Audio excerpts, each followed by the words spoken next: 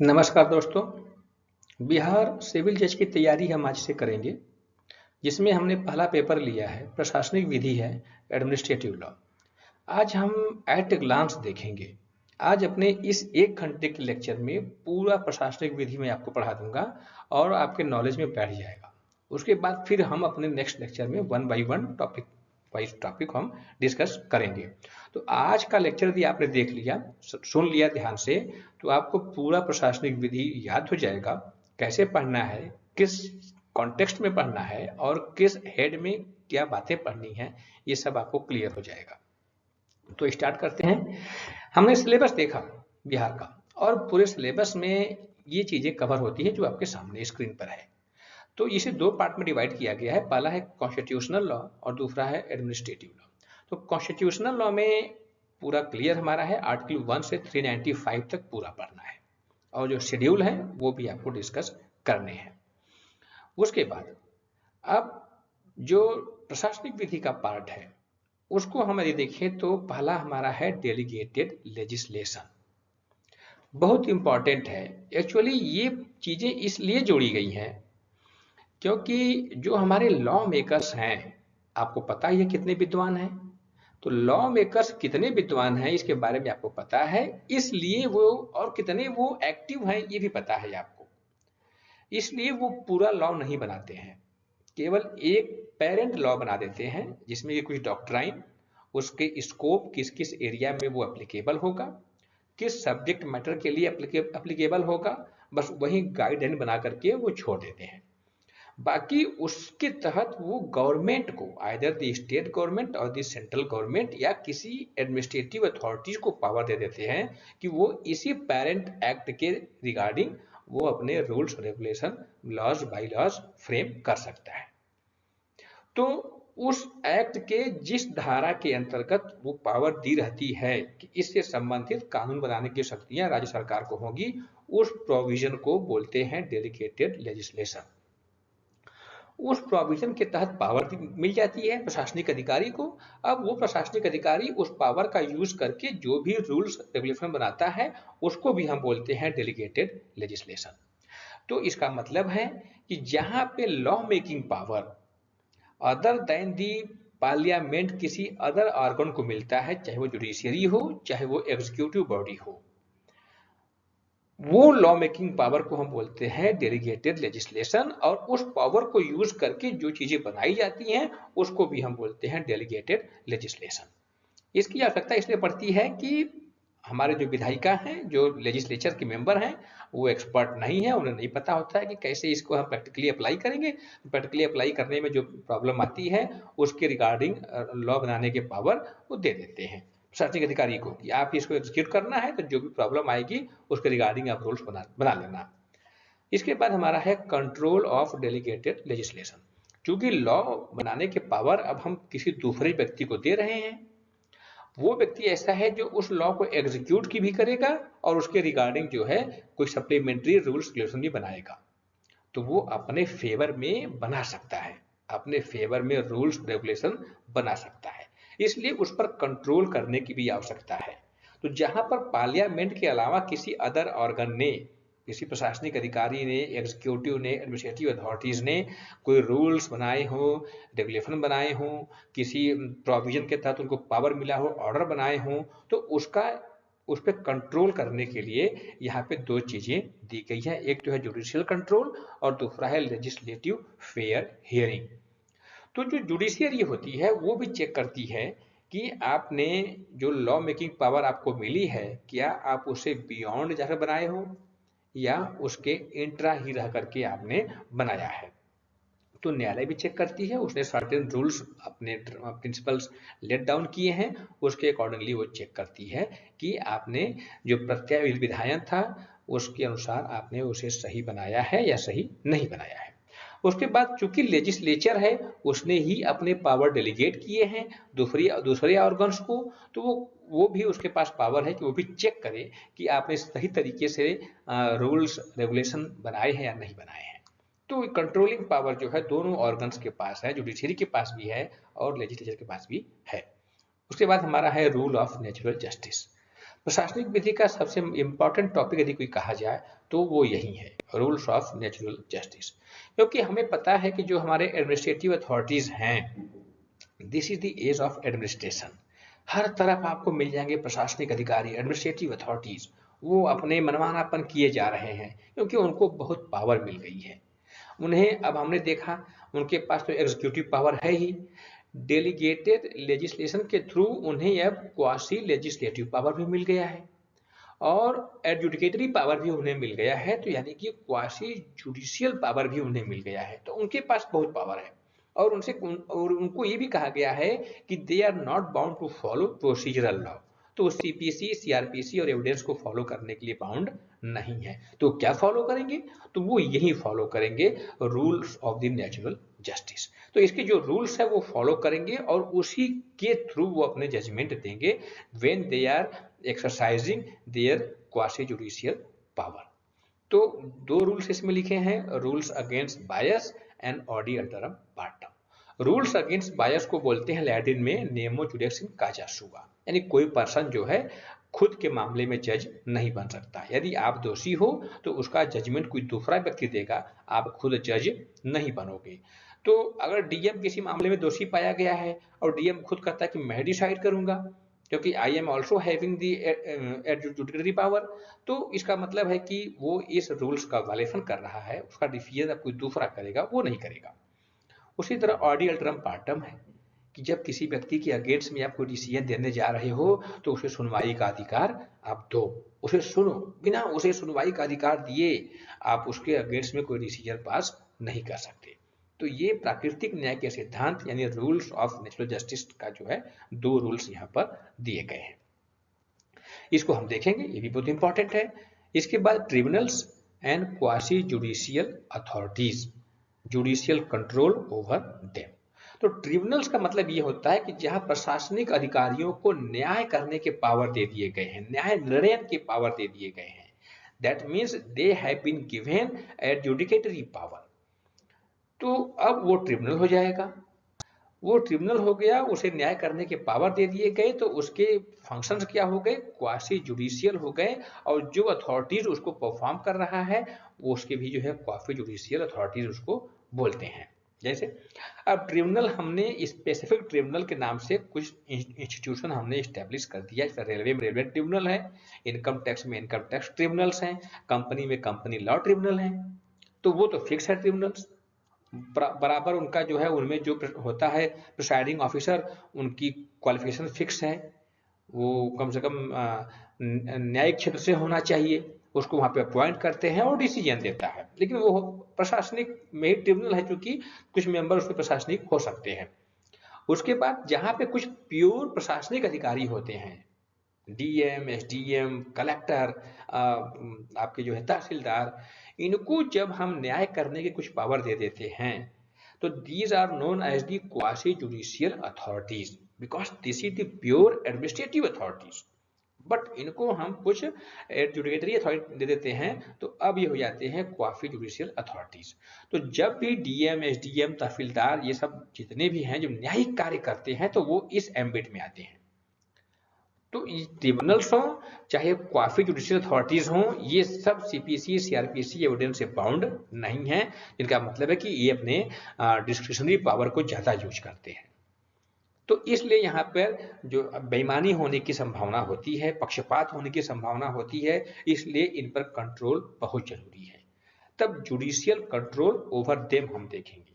तो वहां पर हाई कोर्ट है आर्टिकल 226 के तहत, आर्टिकल 227 के तहत, और सुप्रीम कोर्ट आर्टिकल 32 और आर्टिकल 136 के तहत इन पर कंट्रोल करती है। तो ये चार आर्टिकल जो है हमें यहाँ पे देखना पड़ेगा। इसके अलावा जो है हमारे कोर्ट ने और क्या डॉक्ट्राइन अडॉप्ट किए हैं इनको कंट्रोल करने के लिए, वो भी हम इसमें डिस्कस करेंगे। इसके बाद हमारे पास हैं रेगुलेटरी अथॉरिटीज। कुछ ऐसे अथॉरिटीज हैं जिनको रेगुलेशन बनाने के पावर दिए गए हैं, रेगुलेट करने के पावर दिए गए हैं। तो उन पर क्या कंट्रोल हम लगा सकते हैं, ये भी हम यहाँ पर डिस्कस करेंगे। क्योंकि उनके पास डिस्क्रिप्शन ज़्यादा होता है तो उन पर हम कैसे कंट्रोल करेंगे, उनके डिसीजन कैसे होंगे, तो हम किस ग्राउंड पे कंट्रोल कर सकते हैं वो यहाँ पे हम डिस्कस करेंगे। उसके बाद है judicial review of administrative action. Administrative action इसका मतलब ये है कि एक एडमिनिस्ट्रेशन जो होता है वो कॉमन पीपल के लाइफ में pre birth to after death interfere करता है। एक व्यक्ति जब गर्भावस्था में आता है तभी से प्रशासन उसकी देखरेख करना शुरू कर देता है कि इसको पोलियो का टीका लगा कि नहीं लगा, टेटनस की टीका लगा कि नहीं लगा, डिप्थीरिया काली खांसी के टीके लगे कि नहीं लगे, तो वो सब वॉच करता है, वो सब केयर करता है। तो जो प्रेग्नेंट लेडी होती है उसको टीके फ्री में लगवाता है, उसकी केयर करता है। जब वो बर्थ उसका हो जाता है तो कुटुंब रजिस्टर में उसका नाम आया कि नहीं आया, बड़ा होता है तो उसने ड्राइविंग लाइसेंस लिया कि नहीं लिया, सब तमाम चीज़ें, हेलमेट लगाकर जा रहा है कि नहीं जा रहा है, कार चला रहा है तो बेल्ट लगाया है कि नहीं लगाया है। फिर मरने के बाद उसकी प्रॉपर्टी जो है कैसे जाएगी उसके उत्तराधिकारियों में, उसका भी ध्यान रखता है। तो यानी इसका मतलब है कि व्यक्ति के हर एक सेकेंड में प्रशासन का इन्वॉल्वमेंट रहता है। अब उसके एक्शन, प्रशासन के एक्शन सही भी हो सकते हैं और गलत भी हो सकते हैं, तो उन एक्शन का जुडिशियल रिव्यू होगा। क्योंकि प्रशासन के आदेश के अगेंस्ट में अपील तो आप कोर्ट में नहीं कर सकते क्योंकि उनके प्रशासनिक कार्य हैं तो अपीलेबल है नहीं। वो डीएम ने एक आदेश लगा दिया कि कल जो है धारा 144 लागू होगी जिले में, तो अब जिले में धारा 144 लागू हो गई, 5 या 5 से अधिक व्यक्तियों का जो है असेंबली अब बैन हो गया, इकट्ठा नहीं हो सकते, गैदरिंग बैन हो गई। तो क्या वो ऑर्डर सही है?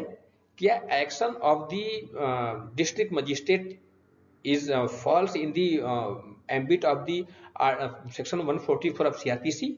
वो देखा जाएगा कि किन किन ग्राउंड पर 144 लगाने का अधिकार था, क्या वो ग्राउंड एग्जिस्ट कर रहा था, वैसे सर्कमस्टांसेस बने हुए थे कि हाँ डीएम 144 लगा सकता था। तो वो सब रिव्यू कौन करेगा? कोर्ट करेगी। तो जुडिशियल रिव्यू करने के पावर कोर्ट को है, तो वहां पर भी जो है 226 के तहत हाई कोर्ट और 32 या 136 के तहत आपका सुप्रीम कोर्ट इसमें रिव्यू करेगा। उसके बाद क्योंकि उसके एक्शन से व्यक्ति के राइट्स का वायलेशन हो रहा है तो वहां पे करेगा। उसके बाद रिट को हम देखेंगे हम, तो writ jurisdiction and statutory judicial remedies, scope, extents and distinction, इन सब के बारे में हम डिस्कस करेंगे। तो जितने भी 5 तरह के रिट हैं वो क्या हैं, उनके नेचर क्या है और किसके अगेंस्ट में वो इशू होंगे, उनके स्कोप क्या है, कब तक वो इशू किए जाएंगे, उनका एक्सटेंशन क्या है, कब वो इशू नहीं किए जाएंगे, और एक रेट का दूसरे रेट से डिफरेंसेस क्या है, डिस्टिंक्शन क्या है, उसके बारे में हम डिस्कस करेंगे।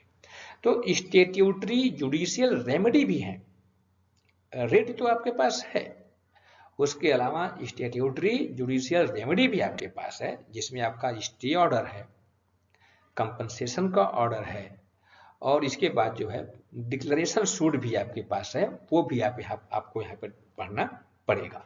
तो एक पर्सन के पास जो है प्रशासनिक अधिकारी के खिलाफ जितने भी रेमेडीज हैं, 5 रिट हो गए और 3 आपको इधर भी मिल जाएंगे।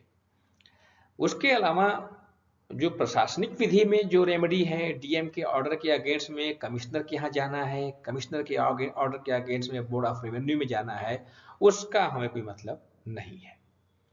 तो हमारी रेमेडी तो न्यायपालिका वाली है इसमें।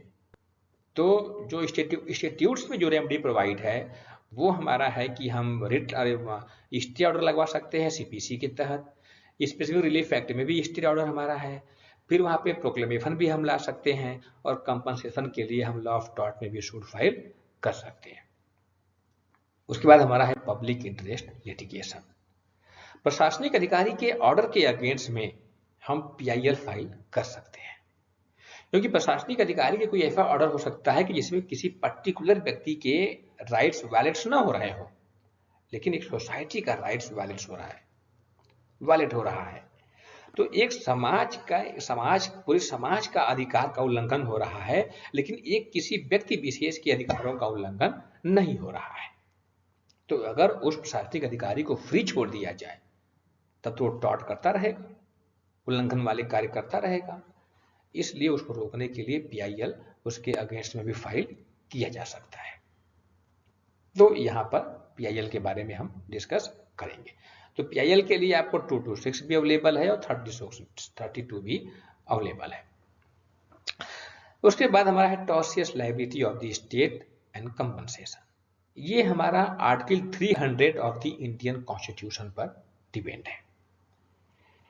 आर्टिकल 300 जब आप देखेंगे वहां पे स्टेट में यानी स्टेट गवर्नमेंट को और सेंट्रल गवर्नमेंट को लीगल अथॉरिटीज दी गई है, वो अपने नाम से सूट फाइल कर सकते हैं और उनके अगेंस्ट में भी सूट फाइल किया जा सकता है।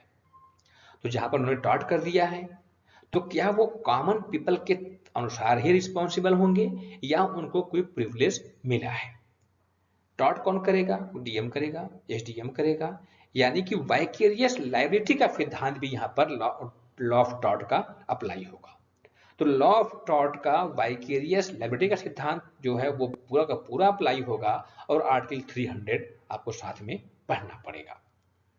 इसके बाद हमारा है गवर्नमेंट कॉन्ट्रैक्ट। जब हम बात करते हैं गवर्नमेंट कॉन्ट्रैक्ट की तो आर्टिकल 298 एंड आर्टिकल 299 एक साथ आपको पढ़ना पड़ेगा, जहां गवर्नमेंट कॉन्ट्रैक्ट कर सकती है। तो जब गवर्नमेंट कॉन्ट्रैक्ट करेगी तो इसका मतलब है अच्छा हम आ गए 12 वाले पर, ठीक है देख लेते हैं, फिर हम 11 फिर पढ़ लेंगे। तो गवर्नमेंट कॉन्ट्रैक्ट जब करेगी तो इसका मतलब है कि वो खुद भी कर सकती है या उसके लिए वो किसी अथॉरिटी को भी असाइन कर सकती है कि on behalf of the government वो कॉन्ट्रैक्ट करे। तो आर्टिकल 298 और 299 गवर्नमेंट को पावर दे रहा है कि वो कॉन्ट्रैक्ट कर सकते हैं, बट गवर्नमेंट कॉन्ट्रैक्ट रिटेन में होना चाहिए, वोरल में नहीं होना चाहिए। तो गवर्नमेंट कॉन्ट्रैक्ट या तो प्रेसिडेंट करेगा या तो गवर्नर करेगा या उसके बिहाफ पे कोई अथॉराइज पर्सन ही करेगा और वो कॉन्ट्रैक्ट रिटन में होना चाहिए। ओरल कॉन्ट्रैक्ट कभी भी इन्फोर्सिएबल नहीं होता है, लेकिन ऐसे कौन से कंडीशन हैं जब गवर्नमेंट कॉन्ट्रैक्ट ओरल भी हैं तो वो इन्फोर्सिएबल हो जाएंगे। तो उसको हम देखेंगे। बहुत अच्छा केस यहाँ पर है जो है वेस्ट बंगाल का केस है, उसको हम डिस्कस करेंगे।